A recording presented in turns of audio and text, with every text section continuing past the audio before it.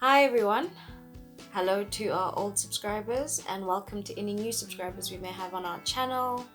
It's the month of February and therefore it is the month of love. We're going to be having Valentine's Day fun time, from hearts and roses to chocolates to the whole 9 yards. To those of us who will have Valentines and those of us who won't have Valentines, and the fun memes that go in between all of this good stuff. Happy Valentine's Day to all of our viewers and all of our subscribers. For today's episode, I'm going to be talking about the different types of love. So when we look at the Greek language, there are 7 different words that describe 7 different types of love that you can experience. And I'm just going to go through each of them with a bit of assessment analysis. I'd never really contemplated these words. I've come across them, I know them, and I have some understanding of them, but I'd never really applied them contextually to my life. So when I sat down and I was getting all ready for my Valentine's Day hype, I actually sat down and I read them up, and I actually reflected on these different forms of love and how they've manifested in my life and where I've fallen short of the really great forms of love. And I'm just going to share that with you today. So the first form of love is the Eros form of love. This is your romantic, passionate love. This is the attraction, the physical attraction, the butterflies in your stomach sort of love. And I particularly like this one because I fell prey to it too many times in my young life. You know, you have the butterflies in your stomach and you're thinking, oh my gosh, this guy is so amazing. Oh my gosh, she's so cute. When in actual fact, the butterflies in your stomach could in fact be the fight or flight response that your body is giving you as a sign of red flags and warning shots. I sat down and I looked at all of these really great interactions that I'd have or people that I'd meet, and I reflected on, you know, that Eros, that infatuation, that butterflies in your tummy. And later on I found that there were quite a few red flags that I was oblivious to, and more often than not, 9 times out of 10, the butterflies in my stomach were my body's way, my gut's way of telling me to run for the hills. So there's that Eros love, and I find that one very funny because quite a few of us love this sort of love. You know, it's that I'm in love with the feeling of being in love, where you get so caught up in the physical attraction and, oh my gosh, he touched my hand or he sent a message and all of these good things, or good things in quotation marks, and you fail to see the red flags that might present at that stage. I remember reading, I think it was a meme somewhere where it's like, you know, when a guy kisses you on the forehead, he's literally making sure all the sense leaves your body, all of it, all of the knowledge gone. And I found that funny. That's what this Eros love does. It's just happy-go-lucky, Cupid is in the air, and it is a vital stage because when you first meet a person, this is when you first get your very pure, untainted analysis and assessment of them. And in that moment, if you're clouded by this Eros love, you find that you let go of, or you are blinded to, quite a few red flags. So for me, the Eros love is essentially where the fight or flight mode has been initiated, and I have to take a second look and figure out what could possibly be going wrong and what my body is trying to tell me and what I should be wary of. So that's Eros love, the first one. Also, it usually makes up 20% of the relationship. 20% of the relationship. I'm going to come back to that later. So, like the teacher I am, I want to make sure that you remember this. When I say 20%, you must think Eros love and come back to this. The second form of love is the intimate, authentic, friendship, soulmate type of love. Philia sort of love. And this is usually innate in friends who become family. So if you have friends who feel like they're family even though they're not, where you have people where you're described as being cut from the same cloth, this is that sort of love. and you build each other. You're the sort of people that'll build each other. You genuinely care about each other. It's very authentic, it's very real, it's very intimate, and there's great levels of vulnerability. The greatest lesson that I learned about the philia sort of love was, more often than not, the many soulmates that I made in my life were not necessarily my life partners. And this could have been friends, this could have been in relationships, in any form of relationship. Many of these people, although they were my soulmates, although we felt like we were cut from the same cloth, although I would have given my life for them, many of them weren't meant to last a lifetime, and they were in my life for a season. And it's very difficult when you try and make a filial love a long-lasting, forever love. That's when you have your tensions, and that's when you have your difficulties, because sometimes your soulmates are there to help you grow on your spiritual, emotional, physical, mental journey, even professional journey, but they're never meant to stay a lifetime. So that's been the hardest lesson I've learned about those ones. But it's also great because you have really amazing friends, family, that literally started off as friends but become family because of the intimate bond that you share. So there's the filial love. The next love is ludus. This is the playful, flirtatious love. This is when you get infatuated, which is, it's based on flirtation and will he, will she, won't he, won't she? And it's having a crush, essentially, and acting on it. Many of the relationships that I've come across live and die here. And this is why. Similar to the Eros love, when you are infatuated with someone and you are obsessed with someone and you idealize someone, then more often than not you find that you fall in love with their potential and you fall in love with the idealized version of them, this part of them that doesn't exist.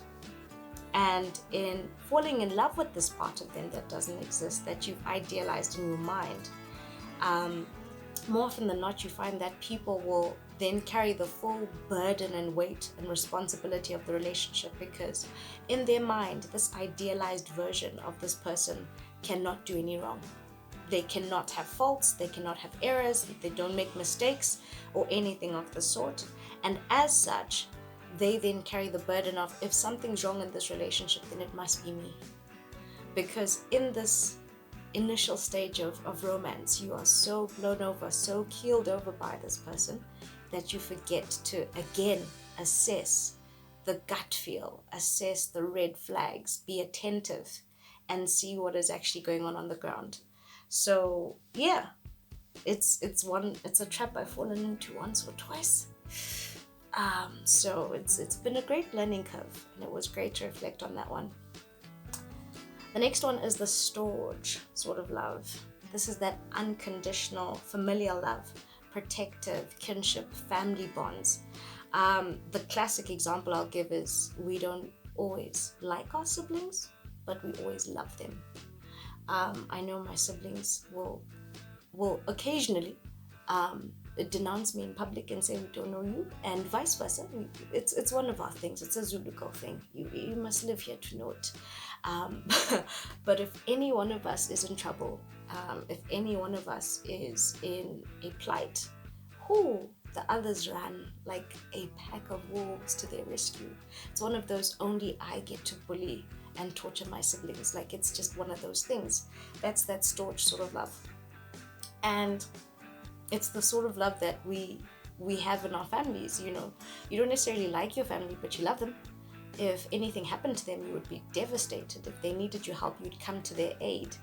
And it's possibly, I feel like, the most solid sort of love, in that it's not romantic, it's not sexy, it's not, all the rage to be in storge love, which is doing the hard yards, paying the bills, putting on water to boil because you know that the geezer's out and your sibling's coming back from town and they're going to be cold. It's helping them when they're sick. Like, this is your little brother, sister, mom, dad. When they're sick, you're there, you show up. Even though your gag reflex could be from 0 to 100 in 2 seconds, you will show up and you will be there for them. That's that solid sort of love that essentially just echoes through time. And that's the sort of love that you want to have in your families when you build them eventually.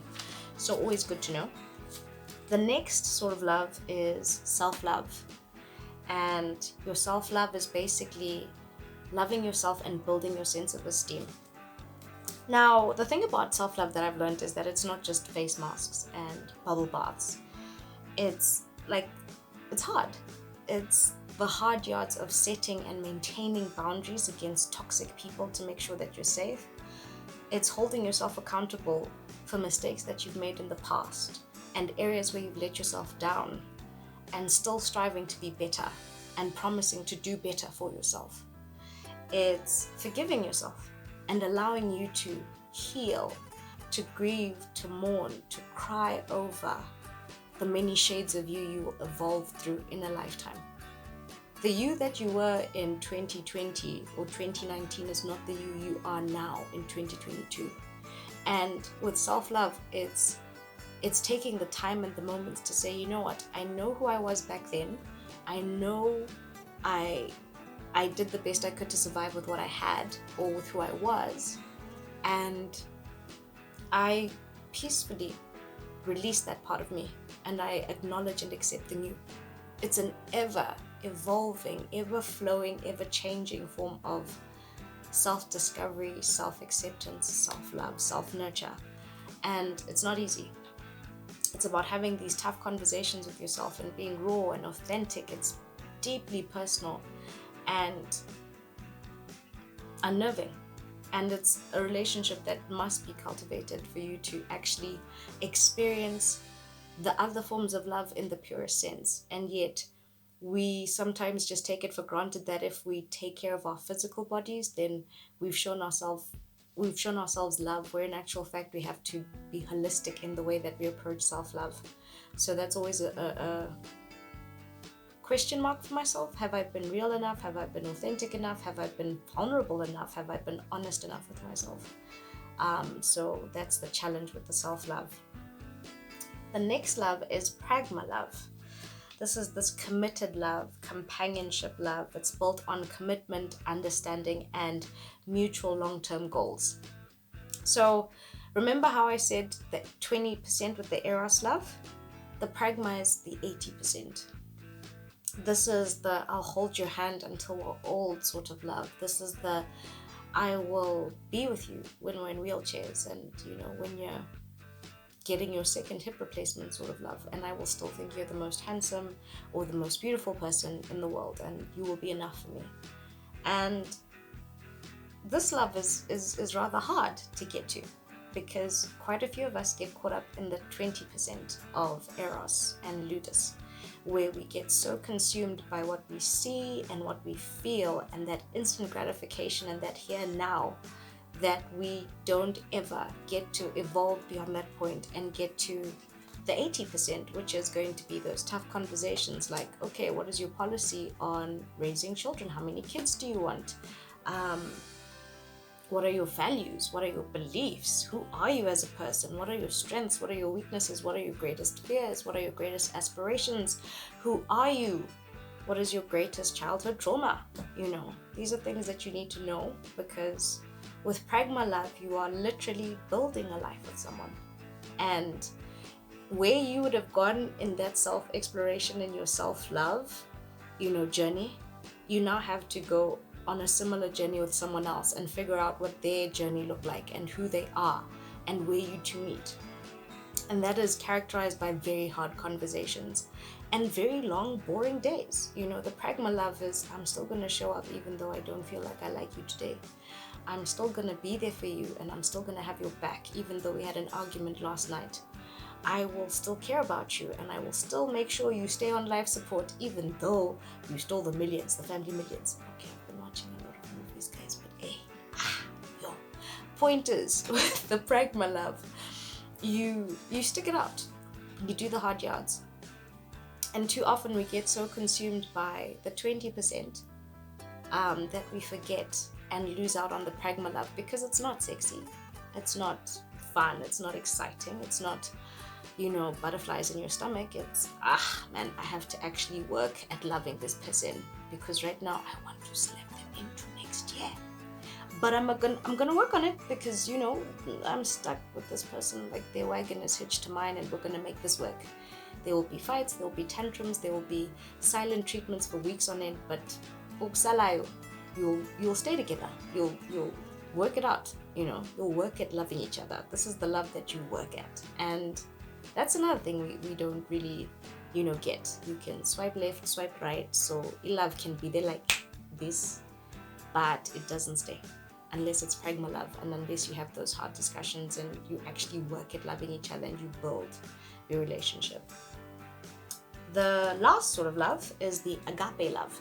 This one I've heard a lot about, and, you know, I've definitely come across this one, and that's because it's the empathetic universal love. This is the love of God, the universe, a higher power, and basically the commonality that binds us, which is humanity. This is a love that, like your self-love, should be part of the basis of your love story. This is loving humanity. This is loving a creator, a supreme being. This is realizing that all we ever are and all we ever will be is love stories. And the only difference, or the defining marker of each of our stories, is what or who we have loved. So whether we decide we're going to love money, we're going to love success, we're going to love our family, we're going to love our friends, all we ever are and all we ever will be are love stories. And those stories will echo us into eternity in the hearts that we leave them in. So whether it's your friends or your family that will forever remember you for being the friend, the family member who showed up all the time, who was always there, who was always willing to lend a helping hand. Whether it's your partner, your kids, who will be like, you know what, mom fought for us fiercely. She was like a mama bear for days. If I cried wolf at school, you know, the fire brigade came through. And that's the thing. I find that very profound. You know, the idea that we are connected to something greater than ourselves, and that we will leave something that is greater than ourselves in the love that we share with people who remain.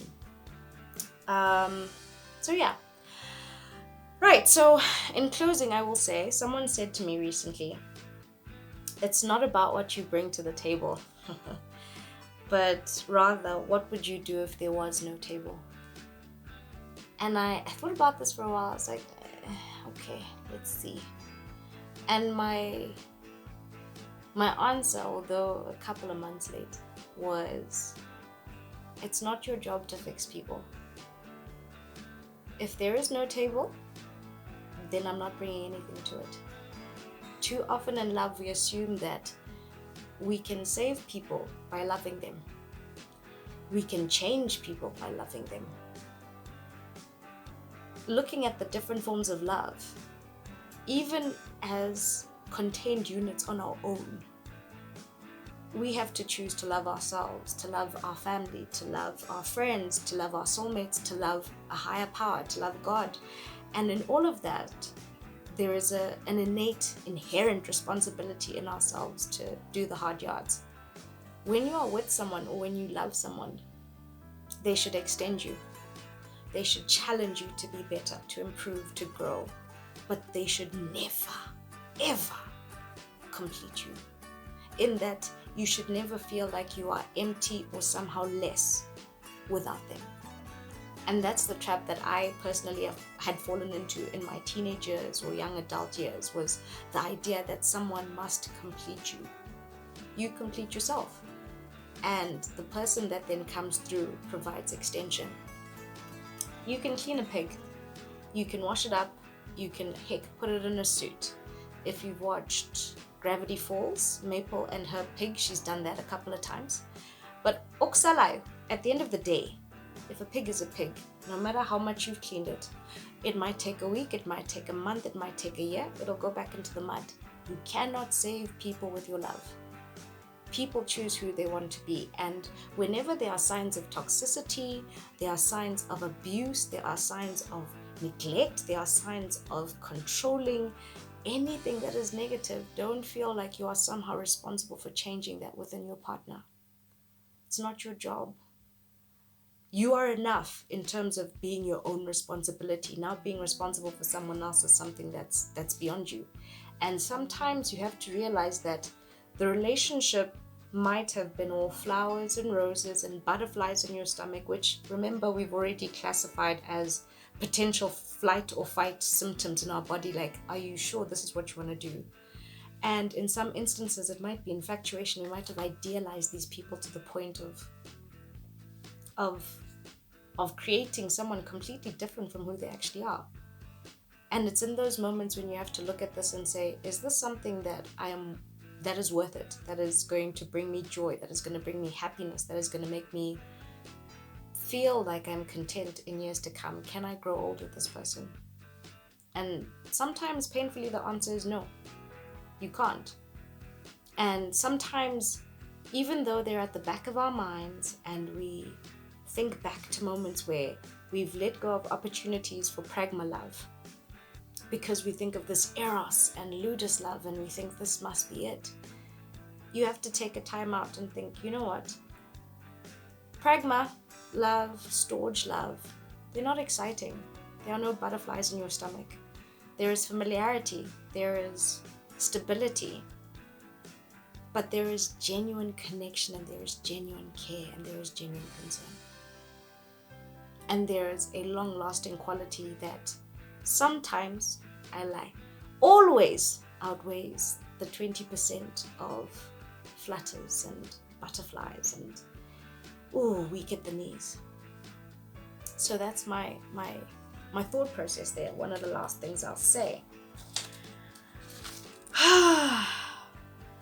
The last thing I'll say is that 80-20 principle. Too often, as young people, myself included, I've done this before, we will chase the Ludus and Eros love, and we will forget the storage and Pragma love, which is the 80%, which is the greater portion of what keeps us alive. And we'll chase the 20% that'll be fleeting, that'll be temporary, that'll be gone before you know it. They're the great starts to relationships, because obviously you must have chemistry, you must have attraction, you must see something that you like in order to build a relationship, but they're not the be all and end all.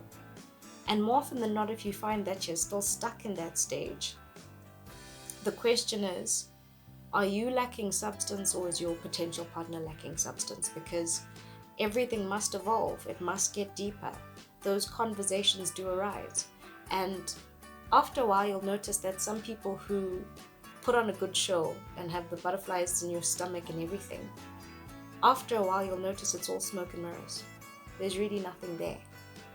So if it doesn't evolve into something deeper and greater and more lasting, then look out. It's your heart, it's your feelings. You only have a limited amount of time on this earth, and goodness knows COVID's shown us that time is precious and you don't actually know what's going to happen tomorrow. So make the most of it. You are allowed to remove the balance and go bank elsewhere. And lastly, the last thing I'll say is your 20%, your 80-20 principle also applies to you, in that no one relationship and no one person can be your 100%. That'll never be the case. You'll never have a situation where he's perfect or she's perfect and they're 100% and no, we're all flawed. We all have errors and system errors and failures, and we all are human. Your 20% should base itself in the self-love, in the self-respect, in the self-nurturing, and also agape love, in believing in something that is greater than yourself, in fighting for a cause that is greater than yourself, so that you become like a tree. You are grounded in love within the self, and you are funneling love from above, a greater source. In that way, you can grow deep roots into the earth and sow seeds of love, and you can also be bountiful and fruitful with gifts of love for many, many years to come. So yeah, that's my 2 cents on the different types of love and Valentine's Day coming up. I hope that you do give yourself time to heal, to be a better version of yourself, to acknowledge and be proud of yourself for the many battles that you fought and the many versions of yourself you've had to adapt through to get to this point, and the many versions of yourself you'll get to meet in future. Because for me, I feel like self-love is always going to be one of the greatest forms of love. And why I think it's even greater than agape love is self-love is acknowledging that you are a perfect creation of God, of the universe, of a higher being. And your existence, your every fiber, your every cell, your every being is literally an expression of that love. So when you acknowledge and accept all of that love and you give it to yourself, you are essentially thanking an almighty creator, a supreme being, and you are saying, I am perfect because I am made of love and I am made through love. And every form of action that you then take from there on out becomes an expression of love. So I'm always going to be on team self-love, guys. We must always do what we can. Here's hoping you have an amazing Valentine's Day and a blessed 2022. Here's hoping that we have many more days together. Here's looking at you, kid.